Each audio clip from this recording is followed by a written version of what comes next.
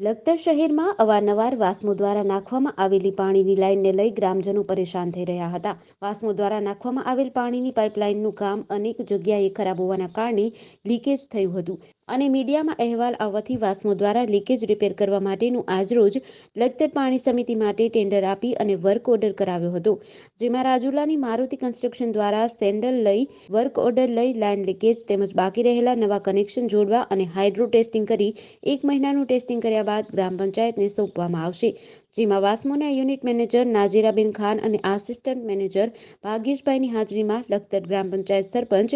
રંજનબેન પટેલ તેમજ સદસ્ય ગંગારામભાઈ પટેલ અને તલાટી ચેતનભાઈ જાદવની અને પાણી સમિતિના સભ્ય સામે વર્ક ઓર્ડર આપી